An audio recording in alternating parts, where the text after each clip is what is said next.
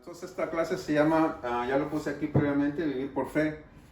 Y como estábamos mencionando la clase anterior, parece ser que esta carta que el apóstol escribe a los Gálatas, parece ser que fue la gota que derramó el vaso con respecto a que se celebró. Bueno, esta carta provocó precisamente que se celebrara una reunión apostólica llamada como el Concilio de Jerusalén, que lo relata el capítulo 15 y 16, 15 de Hechos.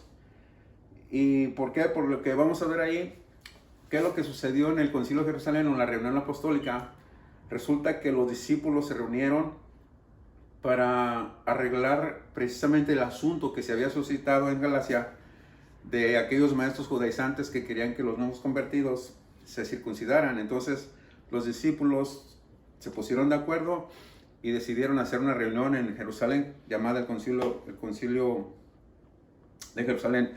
Pero ahí en el capítulo número 15, el capítulo número 15 del libro de los Hechos, en la clase anterior vemos que Pablo enfrenta a Pedro y le dice que por qué está obligando a los gentiles a circuncidarse. Y entonces, precisamente en este concilio, en esta reunión apostólica que se celebró en Jerusalén, el mismo Pedro parece que ya cambia de parecer, cambia de opinión, porque lo que dice en el capítulo 15, del verso 5 en adelante, fíjese lo que dice, está muy interesante. Dice, pero algunos de la secta de los fariseos que habían creído se levantaron diciendo, estaban ya reunidos en el concilio, en esa reunión, dice, se levantaron diciendo, es necesario circuncidarlos y mandarles que guarden la ley de Moisés, decían los fariseos, ¿verdad?, que se habían convertido al cristianismo. Y se reunieron los apóstoles y los ancianos para conocer de este asunto. Dice, y después de mucha discusión entre ellos, obviamente, Pedro, ¿se acuerda de Pedro, que era el que mandaba a los gálatas a que se circuncidaran? Dice, Pedro se levantó y les dijo, varones hermanos, vosotros sabéis cómo ya hace algún tiempo que Dios escogió que los gentiles oyesen por mi boca la palabra del evangelio y creyesen. Y ninguna diferencia, y Dios que conoce los corazones, les dio testimonio, dándoles el Espíritu Santo lo mismo que a nosotros. Y ninguna diferencia hizo entre nosotros y ellos, purificando por la fe sus corazones. Ahora pues, dice Pedro, continúa diciendo, ahora pues, ¿por qué tentáis a Dios poniendo sobre la cerviz de los discípulos un yugo que ni nuestros padres ni nosotros hemos podido llevar? Antes creemos que por la gracia del Señor Jesús seremos salvos de igual modo que ellos. Entonces, ¿qué sucede? La carta que Pablo envió a los de Galacia provocó precisamente esta reunión apostólica, donde se pusieron de acuerdo en que ya iban a terminar con ese asunto, que en todas las iglesias donde se predicase el evangelio no se obligase a los gentiles a circuncidarse, excepto en esa misma reunión apostólica se acordó, y fue por labios de Jacobo, el hermano del Señor, nada más algunas recomendaciones, ¿verdad? Que se abstuvieran de contaminación, se abstuvieran de la adoración a los ídolos, se abstuvieran de fornicación y del ahogado y de sangre. Quiere decir, o sea, las prácticas paganas que eran repulsivas para los judíos. Eso era todo. Entonces, como esas eran cosas del pecado del mundo, entonces tenían que abstenerse de eso. Pero en el Concilio de Jerusalén, en este acuerdo apostólico, se acordó que ya dejaran en paz ese tema. Por eso, ¿verdad? Vemos a Pedro ahora con una opinión diferente, diciendo que tanto la gracia, ¿verdad?, que Dios había determinado para la raza humana, era tanto para judíos como para gentiles. Entonces, vemos pues que ese problema se solucionó. Pero ahora vemos en el capítulo 3 de Gálatas, que vamos a ver en esta clase, cómo Pablo se dirige a ellos, ¿verdad?, en una forma muy muy, pues no muy buena, porque les dice unas cosas que, ¿verdad? Parece que Pablo está un poco disgustado con ellos. Fíjese que estaba meditando que los Gálatas tenían, por así decirlo, una desventaja. Una desventaja en cuanto a qué. En aquellos años, en el año 50-53, cuando se escribió esta carta, todavía la mayoría de los escritos del Nuevo Testamento no estaban, ni los evangelios. Probablemente algunos sí, algunos no. Pero el asunto es que ellos no tenían el volumen de la Biblia que tenemos nosotros aquí, ahora. Entonces nosotros, por ejemplo, surge una falsa enseñanza por ahí, ¿verdad? Por allá afuera, y venimos a la palabra de Dios, ¿verdad? A revisar, como los nobles de Berea, a ver si esas cosas son así. Entonces nosotros revisamos los evangelios, Antiguo Testamento, las cartas, toda la doctrina de Pablo, y entonces encontramos mucha información acerca de las falsas doctrinas que hay allá afuera, pero no así los Gálatas. Los Gálatas solamente dependían de algunos escritos, o sea, probablemente de esta carta, ¿verdad? Que Pablo se las había enviado, y algunos escritos que se habían escrito en la época, pero realmente, hermano, los hermanos de Galacia no tenían este volumen de la Biblia como lo tenemos ahora nosotros. Así que entonces, en ese sentido, no es que esté diciendo que hay que justificar a los Gálatas, no. Simple y sencillamente estoy diciendo que históricamente ellos no poseían el volumen que tenemos nosotros ahora, y podemos defendernos porque tenemos toda la doctrina, tenemos todos los conceptos bíblicos bien establecidos por Dios, pero ellos no tenían todo esto todavía como lo tenemos nosotros, ¿eh? Entonces hay que aclarar ese asunto. Pero bueno, como quiera que sea, Pablo les dice unas cosas muy especiales a los Gálatas. Entonces vamos a empezar, estamos en Gálatas capítulo 3, ¿no? Vamos a empezar a leer los textos por ahí. Dice Pablo a los Gálatas: oh Gálatas insensatos, ¿quién os fascinó para no obedecer a la verdad, a vosotros, ante cuyos ojos Jesucristo fue presentado claramente entre vosotros como crucificado? Dice, oh Gálatas insensatos, ¿quién les fascinó? Y esa palabra de fascinó es como, déjenme ver si tengo aquí un espacio para escribir. Esa palabra, ¿quién nos fascinó? Es como por así decirlo, un ensalmo malo. Vamos a ponerle aquí en esta parte de la esquina, ensalmo.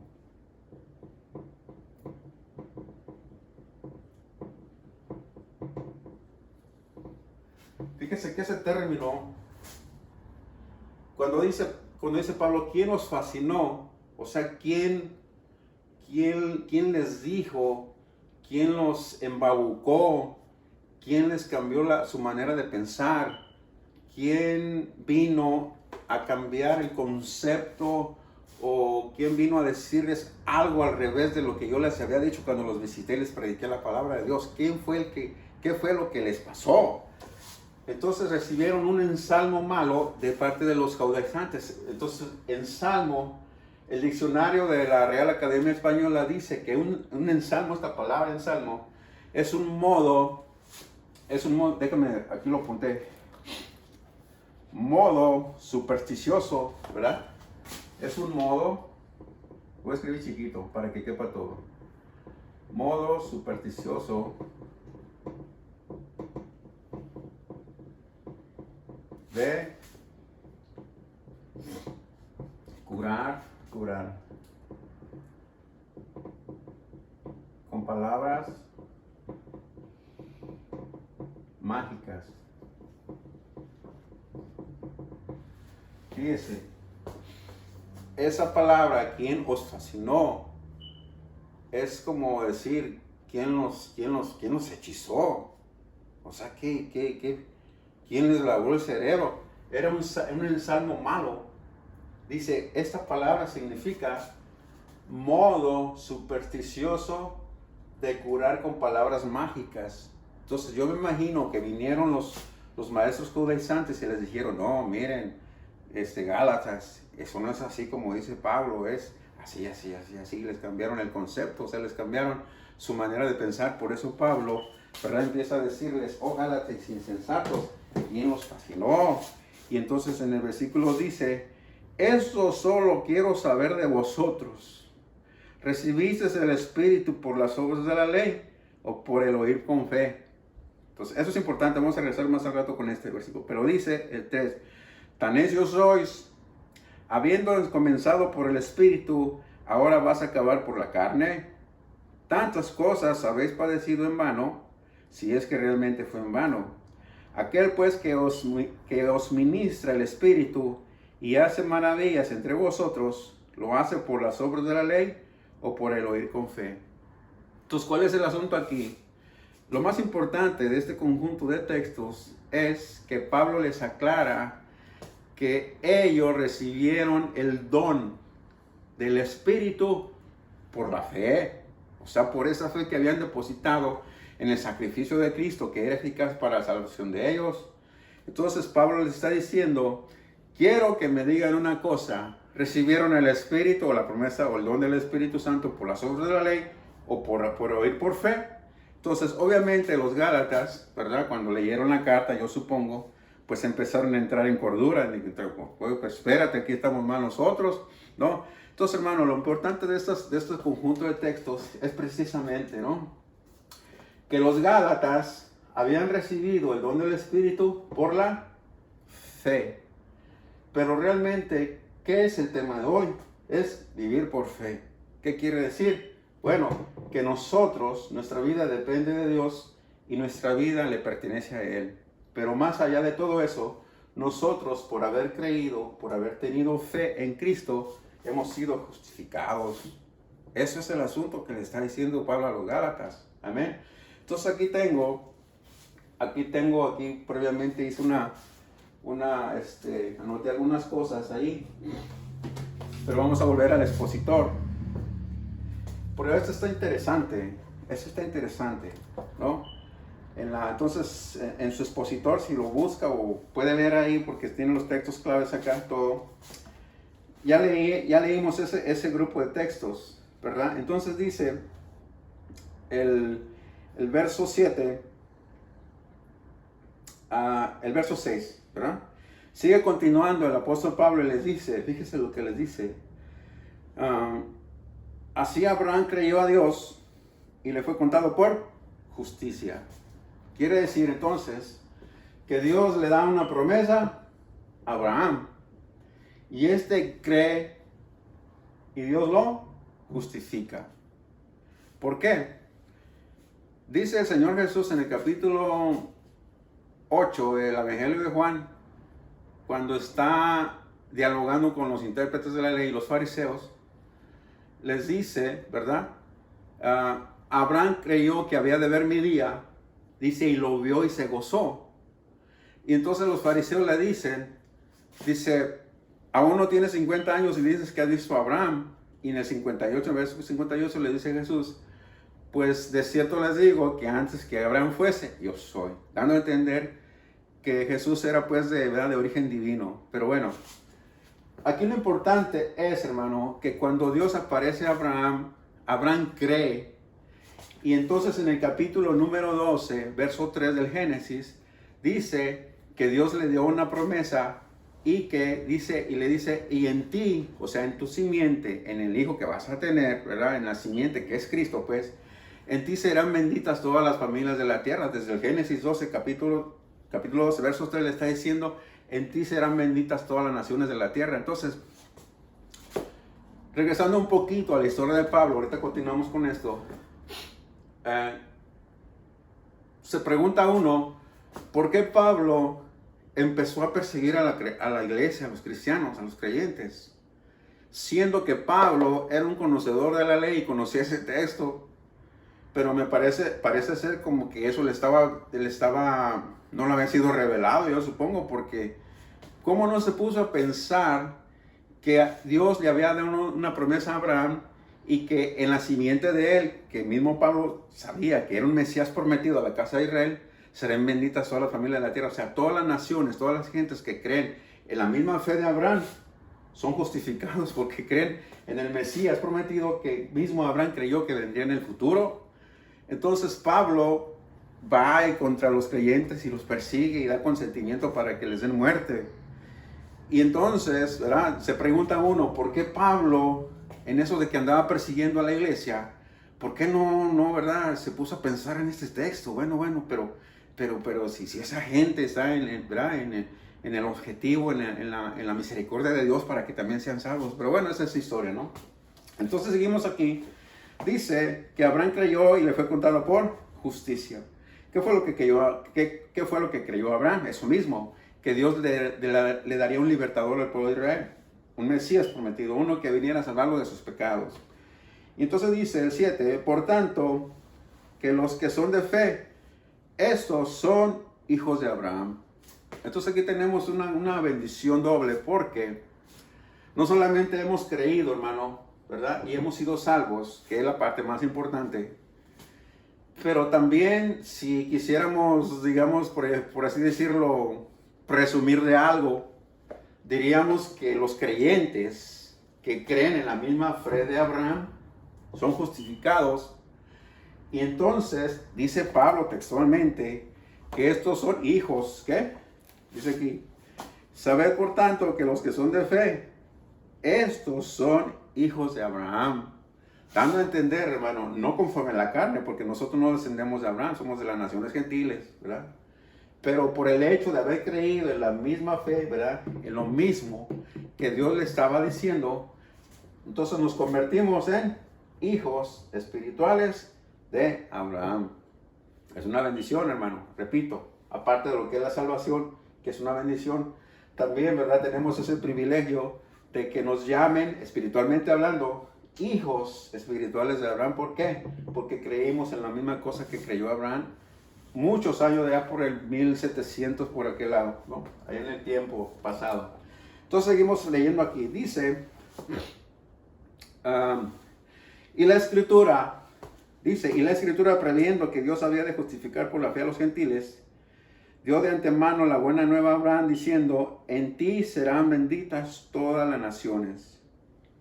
Que quede claro entonces, ¿cómo se explica, cómo se entiende que en Abraham son benditas las naciones? Porque ¿qué fue lo que pasó? Dios le dio un hijo a Abraham que se llamaba Isaac, ¿verdad? Y Isaac pues ya, ¿verdad? Y ahí tuvo hijos, a Jacobo y Esaú.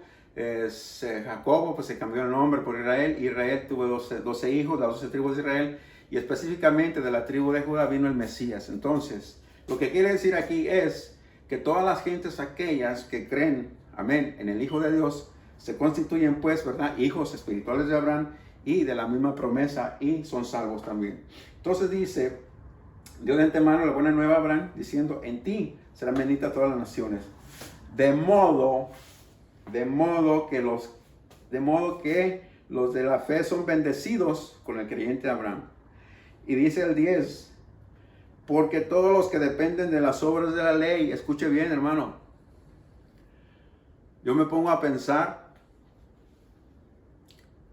seriamente cómo van a lidiar esas personas que actualmente en nuestra época guardan el sábado. Porque eso es un estatuto de la ley. Es un estatuto perpetuo entre Dios e Israel, el guardar el sábado, está en parte de la ley. Y entonces más adelante vamos a ver que el que no cumpliera en un punto de la ley era un transgresor, o sea, tenía que morir. Entonces, hermano, sinceramente, ¿verdad? Me duele en el corazón pensar que hay gente de corte evangélica, ¿verdad? Que guardan el sábado. Pues, ¿qué les pasa? ¿Verdad? Por eso digo, realmente, sinceramente, no sé cómo es que van a lidiar eso con Dios. Cómo es que lleguen a su presencia y le van a decir, bueno, pues nosotros guardamos el sábado, Señor. Que pues, ya, yo la verdad no sé cómo es que van a lidiar con eso. Entonces, más vale, hermano, ¿verdad? Es que vamos a ver más adelante que la ley condenaba, hermano. Por eso vino un Salvador, porque la gente no podía cumplir la ley. Esa ley fue dada, ya vimos en la clase anterior, para que Israel se acercara a Dios y para que ellos mismos entendieran que como nadie podía cumplirla, esa misma ley, esos mismos conceptos los llevaron a la necesidad de que necesitaban un Mesías prometido, o sea, un Salvador. Entonces dice, 10, ¿verdad? Dice, porque todos los que dependen de las obras de la ley están bajo maldición. ¿Ven? Pues escrito está, maldito todo aquel que no permaneciere en todas las cosas escritas en el libro de la ley para hacerlas. ¿Ya ve, hermano? ¿Qué es lo que le digo? Entonces, se convierte en maldición para una persona que quiere vivir en la ley, porque eso ya caducó. El libro de Hebreos dice que ese pacto ya es viejo, ya es antiguo. Estamos en un nuevo pacto de sangre. Ese pacto que fue establecido por Cristo fue por un sacrificio de sangre, hermano. Y esa es la forma que Dios le agradó y es la forma que Dios lo acepta. Entonces, todos aquellos, ¿verdad? Personas que hay por ahí también unos que se creen que son israelitas, que no sé qué, hasta traen ¿verdad? Una gorrita por aquí, son gentiles, pero nomás que piensan que son judíos, pero bueno, no sé cómo realmente o cómo van a lidiar con eso con Dios. Entonces dice, el 11, y que por la ley, fíjese, y que por la ley ninguno se justifica para con Dios. Es evidente porque el justo por la fe vivirá. Ahora bien, hermano, volviendo a lo que estaba diciendo de Pablo, cuando andaba presidiendo la iglesia, él conocía lo que Dios le había dicho a Abraham anteriormente, ¿verdad? Que en él serían benditas todas las naciones de la tierra. Y este es otro, porque Pablo conocía todos los escritos de los profetas. Y esta es una cita de Habacuc 2:4. ¿Verdad? Y esa cita es precisamente lo que dice: el justo por la fe vivirá. Entonces no se ponía a pensar Pablo que, ¿verdad? Cuadrara todas aquellas cosas. Decía, bueno, ¿por qué Habacuc dijo que el justo por la fe vivirá? Si está en el Antiguo Testamento, son los profetas menores. Entonces, pero bueno, eso no tenía entendimiento en ese aspecto, ¿verdad? Andaba presidiendo la iglesia y haciendo sus cosas. Pero bueno, ya cuando Cristo, ¿verdad?, lo encuentra y tiene un experimento con él, ¿verdad?, de experiencia, entonces se le abren los ojos y mira todo esto, el panorama general de todo lo que Dios había proyectado para la salvación tanto de judíos como gentiles. Amén. Entonces dice, y la ley no es de fe. Escuche bien, hermano, la ley no es de fe. ¿Por qué? Sino que dice, el que hiciere estas cosas vivirá por ellas. La clase anterior les puse aquí en el pizarrón, ¿verdad? La diferencia entre la ley y la gracia. ¿Qué decía la ley? Haz estas cosas y vas a vivir. La gracia decía, cree estas cosas y vas a vivir. Está entendible. Entonces, en este capítulo 3, vuelve a recalcar Pablo sobre el mismo asunto, ¿verdad? Dice, el 13, Cristo nos redimió de la maldición de la ley, hecho por nosotros maldición, porque está escrito, maldito todo el que es colgado en un madero. Entonces, hermano, a decir verdad, la cruz o el madero es un símbolo de maldición, ¿verdad? Yo no sé cómo algunos por ahí, ¿verdad? ¿Verdad? Tienen la cruz como símbolo, siendo que es un símbolo de maldición, porque ahí está diciendo, maldito es el que es colgado en un madero. O sea, es un símbolo de maldición, ¿verdad? Lo mismo que, por ejemplo, cuando los soldados romanos le estaban poniendo la corona a Jesús, ¿verdad? Y hay un canto por ahí que dice, ¿verdad? Con esta corona te hiciste rey o algo así, dice. Pero bueno, si analizamos bien, hermano, ¿por qué motivo le pusieron esa cruz de espinas? Pues fue el resultado del escarnio que los soldados estaban haciendo de él, o sea, en forma de burla, ¿verdad? Seriamente, pues Dios, Cristo es Rey de Reyes y Señor de Señores, o sea, ¿verdad? Todo título de propiedad porque se lo ganó en el Calvario. Pero el ponerle la cruz de espinas, perdón, la corona, era un resultado del escarnio, de la burla que estaban haciendo de él. Bueno, pero bueno. Entonces dice, Cristo nos redimió de la maldición de la ley. Podemos decir gloria a Dios. Hecho por nosotros maldición, porque está escrito, maldito todo el que es colgado en un madero.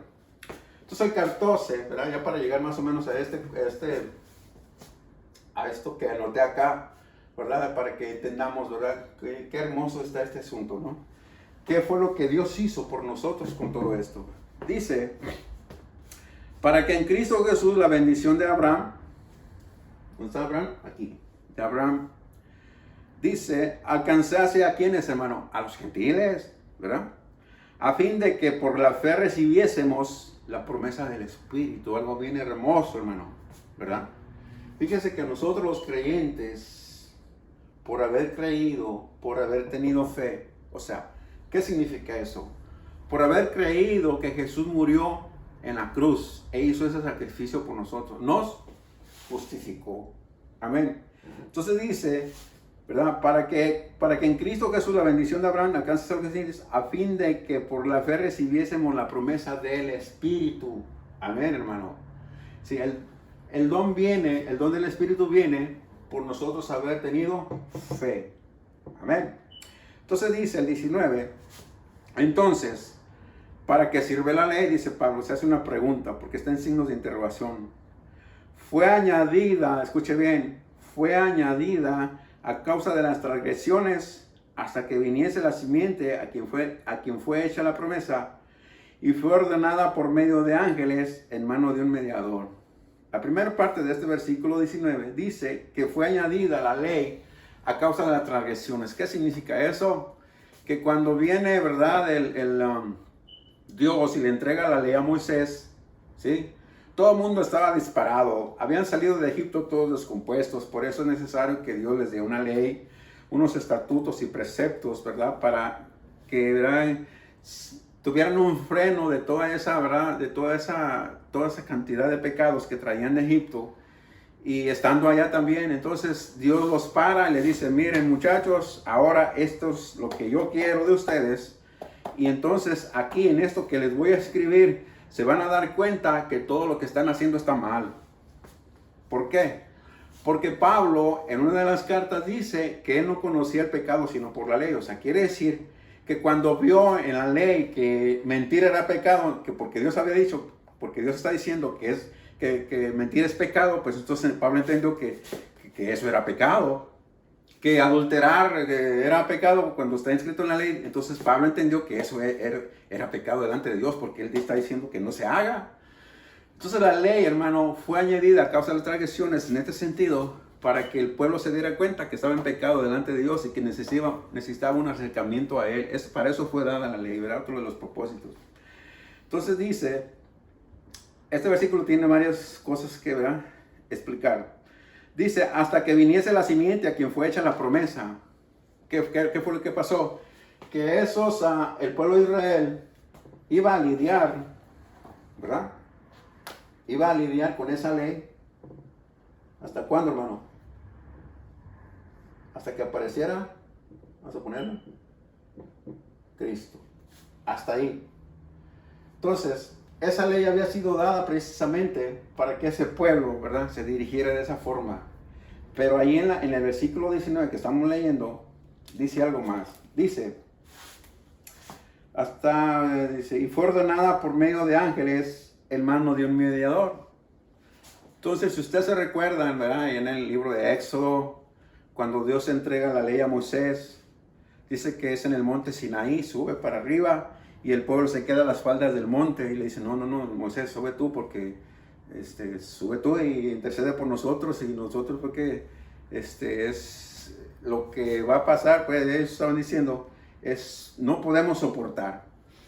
¿Y qué fue lo que sucedió? Pues que resulta que en el monte Sinaí empezó a verse una manifestación sobrenatural, una manifestación gloriosa, truenos, relámpagos y ¿verdad?, no podemos imaginar qué fue realmente lo que sucedió, pero fue una manifestación terrible, ¿verdad?, en el aspecto de grandiosa de la presencia de Dios. Y entonces Dios le da la ley, pero este versículo está diciendo que la ley fue dada por medio de ángeles, ¿verdad? Y revisando algunos textos, ¿verdad?, que están en Deuteronomio, déjenme ver por Deuteronomio, ¿verdad?, y en el libro de los Hechos, capítulo 7, hay algo bien interesante, o sea, porque nos preguntamos, bueno, ¿quién dio la ley? ¿Dios o los ángeles? Bueno, pues vamos a ver, ¿no? Vamos a ver qué dicen los textos. Pues, Dios la dio, pues, obviamente. Pero fíjese que Esteban, en su defensa, el día que lo mataron, les empieza a abrir el Antiguo Testamento, todo lo que Dios, ¿verdad?, empezó a decir y hacer, y todas las promesas que ve de redención para todos ellos. En el capítulo 7 del libro de los Hechos, Esteban les dice a los que después, en un momento después, lo iban a matar. Le dice, está hablando sobre Moisés, ¿verdad? Les está hablando sobre Moisés. Y dice, el 37 dice, Moisés es el que dijo a los hijos de Israel, profeta os levantará el Señor vuestro Dios de entre vuestros hermanos, como a mí. A él oiréis, dice Esteban, les dice a sus asesinos, pues. Entonces el 38 dice algo bien interesante. Este es aquel Moisés que estuvo en la congregación en el desierto con el ángel. Fíjese, con el ángel. Que le hablaba en el monte Sinaí. ¿Ve? Y con nuestros padres, y que recibió palabras de vida que darnos. Entonces, ¿qué es lo que sucede? Le dio Dios la ley a Moisés, o fue dada por medio, se la dio Dios. Pero lo que estamos visualizando aquí, o lo que estamos entendiendo, es que en esa manifestación gloriosa, portentosa, tremenda, ¿verdad?, cosa sobrenatural que sucedió en el monte Sinaí, allá con Moisés, a grado que dice que cuando bajó Moisés, tenía, ¿verdad?, su rostro era como transparente, así como glorioso, pues, ¿verdad?, se transformó, ¿verdad?, como una forma como de transfiguración, algo así. Pero bueno, dice, ¿verdad? Y en el 53, el mismo Esteban les dice, ¿verdad?, a esos tipos, le dice: vosotros que recibisteis la ley por disposición de ángeles y no la guardasteis. Entonces lo que entendemos aquí con lo que dice también Deuteronomio 33:2, dice algo muy interesante, Deuteronomio 33:2, ¿verdad? Me gusta lo que dice también. Y es que, hermano, la Biblia tiene unas cosas bien, bien hermosas que a veces las lee uno y no se percata uno de qué cosas tan hermosas están ocurriendo, ¿no? La lee uno a veces así y no capta uno nada. Entonces, fíjese que en el 33, Moisés, ya cuando se está despidiendo, dice, porque aquí dice, Moisés bendice a las 12 tribus de Israel, pero empieza Moisés a disertar bajo la inspiración del Espíritu Santo y dice: esta es la bendición con la cual bendijo Moisés, varón de Dios, a los hijos de Israel antes que muriese. Dijo, el 33:2 de Deuteronomio: Jehová vino de Sinaí y de Seir los esclareció. Resplandeció desde el monte de Parán y vino de entre 10 millares de santos. Y vino de entre 10 millares de santos con la ley de fuego. ¿Ve? Con la ley de fuego a su mano derecha, ¿verdad? Es lo que dice. Es más, se lo voy a leer otra vez porque me gusta un montón. Dice: Jehová vino de Sinaí y de Seir los esclareció. Resplandeció desde el monte de Parán y vino de entre 10 millares de santos. ¿Cuáles santos? ¿Quién estaba ahí nada más? Estaba Moisés y Dios. Pero ¿cuáles santos? El pueblo estaba allá abajo, allá, ¿verdad? Entonces, eso se refiere, hermano, a una manifestación gloriosa que lo que está diciendo realmente el texto, lo que el texto realmente está diciendo, o lo que está diciendo Esteban en el capítulo 7 de Hechos, les está diciendo: miren, la ley que fue dada, Dios la dio. Y aparte de eso, en esa manifestación gloriosa, había millares de ángeles alrededor, fueron testigos de la ley que Dios dio al pueblo de Israel. O sea, por eso es que dice el Nuevo Testamento todo eso, por eso dice Pablo en el Gálatas, ¿verdad? Dice: y fue ordenada por medio de ángeles en mano de un mediador. O sea, que entonces hubo una manifestación sin precedentes cuando Dios dio la ley a Moisés. Todos millares de ángeles estaban ahí testigos. Pero lo que realmente, repito, es lo que el texto, o lo que quiere enfatizar Pablo a los Gálatas, es que si cuando fue dada la ley, toda esta manifestación gloriosa fue manifestada, entonces era un pacto, ¿verdad?, ratificado que era la palabra de Dios para el pueblo, era su modo de conducta sobre el cual ellos se iban a regir, hermano. Entonces, si eso fue dado tan seriamente, entonces Pablo dice: ¿por qué es que no podemos atender nosotros que Dios nos ha dado un nuevo pacto en Cristo Jesús por medio de la fe? O sea, es de más, ¿cómo se dice? De más, gloria al Señor, una cosa más hermosa, hermano. El nuevo pacto, que en ese pacto sí podemos ser perfectos, porque en la ley nadie podía ser perfecto. Los pecados solamente se cubrían, ¿verdad?, momentáneamente, hasta que viniera un Salvador que los perdonara totalmente y se olvidara de ellos. Entonces viene que Cristo Jesús nos da la salvación y todos nuestros pecados los borra, ¿sí? Y Él ya no se acuerda de ellos, hermano. Amén. Esto es interesante. Si esta clase usted la está entendiendo, usted la puede compartir. O sea, este video lo puede compartir con alguien para que la gente se aperciba, ¿verdad?, de que si ha escuchado cosas de la ley o cosas, eso ya caducó, ya no tiene validez. Lo que ahora importa es vivir por fe y creer en el Hijo de Dios, hermano. ¿Por qué digo eso? Ya casi para terminar. Dios se enfada con el pecado y por esa razón Dios trae juicio con este mundo por el pecado, porque dice el libro de Génesis, ¿verdad? Que en el capítulo 6, que el pecado subió hasta la presencia de Dios y Dios dijo, ya, por favor, ya, paren ahí. Y vino el diluvio y se los llevó a todos. Pero Dios se enfada con el pecado, Dios está en contra de eso. Pero hermano, personalmente, es mi opinión personal. Yo creo sinceramente, hermano, que Dios, con la cosa que más se enfada a Dios, con la cosa que más le duele en su corazón, es con que rechacen a su hijo. Yo pienso eso. Y verdad, a lo mejor estoy mal. Pero con lo que leemos de Biblia, con lo que hemos aprendido de la palabra, por eso el juicio venidero es porque la gente rechaza la fe, hermano. La gente rechaza la gracia salvadora. La gente rechaza aquello que lo puede hacer salvo. Por eso Dios se enfada con eso y trae juicio con los que no quieren nada con Él. Amén. Entonces, pienso yo, hermano, que es una de las cosas que más Dios detesta, que le rechacen a su hijo. Y yo creo que eso es verdad, hermano. ¿Verdad? Pienso que eso es terrible. Porque el libro de Hebreos que se escribió, ¿verdad?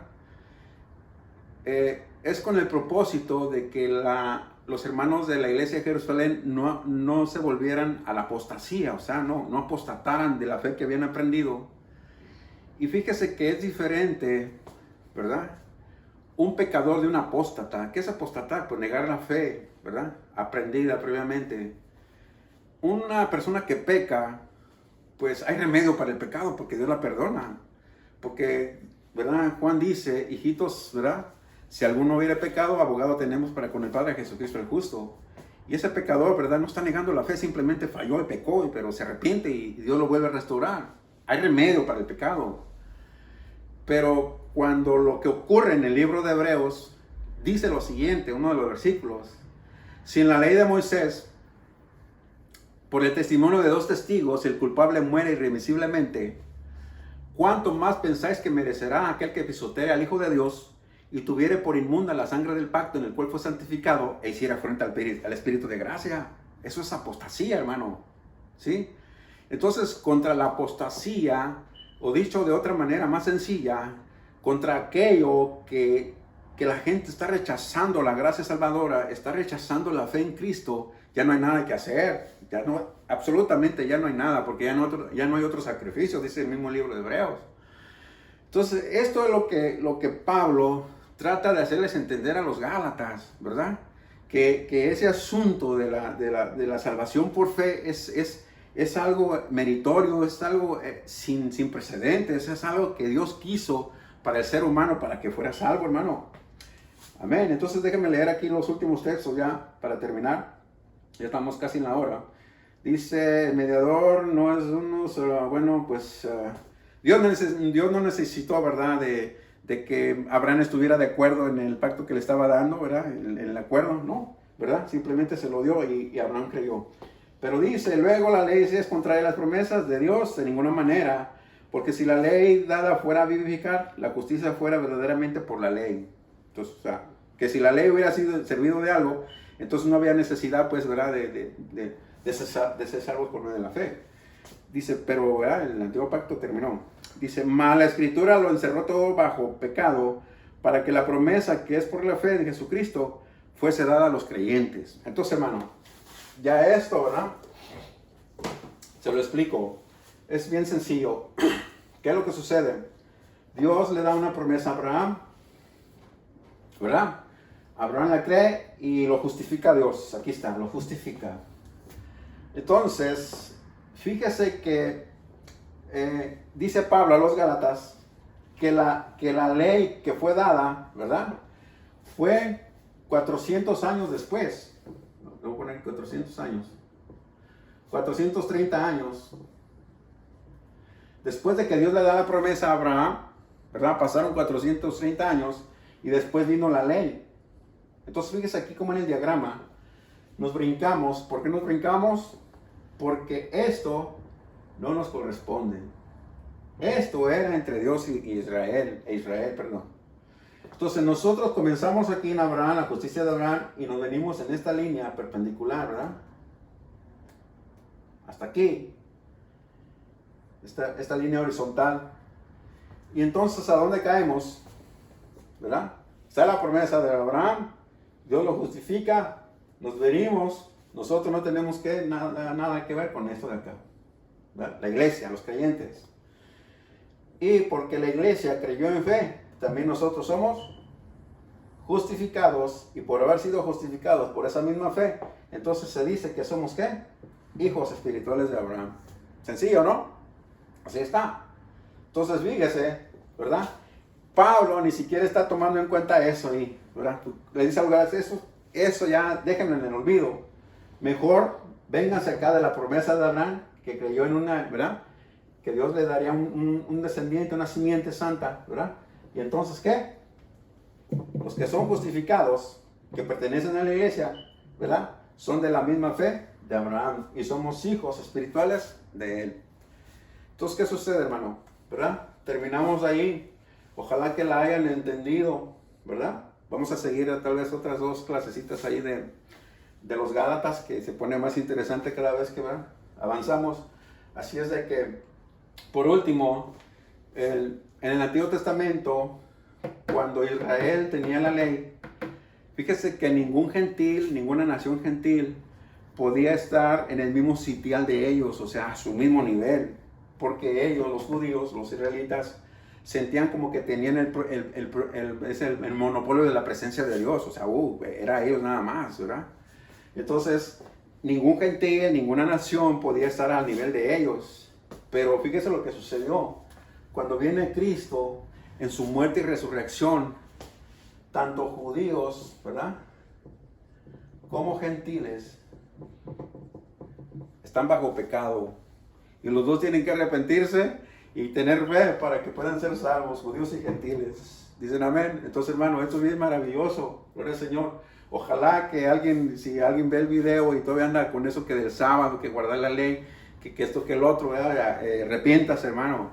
Lea la Biblia, busque, ¿verdad?, buenos comentarios, busque personas que le puedan ayudar a salir de ese error doctrinal. Sálgase de eso ya caducó, ya no sirve. Lo que sirve es, hermano, ¿verdad?, la nueva relación que tenemos nosotros en Cristo Jesús a través del Espíritu. Amén. Entonces, hermano, para la próxima clase, los espero y estaremos aquí igual, ¿verdad?, recibiendo bendición de parte de Dios y gloria a Dios, ¿verdad? Si le gusta, no es que si le guste, compártalo, ¿verdad?, el video, porque son cosas importantes que se hablan aquí, ¿verdad?, y se aprenden. Así que entonces, el Señor me los bendiga, Dios los guarde y, ¿verdad?, y esperemos que nos veamos pronto allá por la iglesia, ¿verdad?, para estar todos juntos en armonía y bueno, y seguir esperando, ¿verdad?, teniendo la esperanza bienaventurada de todo creyente, la venida del Señor Jesús. Amén. Recuérdese que nosotros no estamos por señales, sino simplemente estamos esperando que Cristo aparezca y nos lleve con Él. Punto. Amén. Lo que suceda o no suceda, Dios nos guardará de todas esas cosas. Así que, hermano, alentémonos, ¿verdad?, y tengamos esa esperanza bienaventurada que un día Dios, ¿verdad?, se acordará de nosotros y vendrá por nosotros. Así es de que, hermano, el Señor me los bendiga y gracias.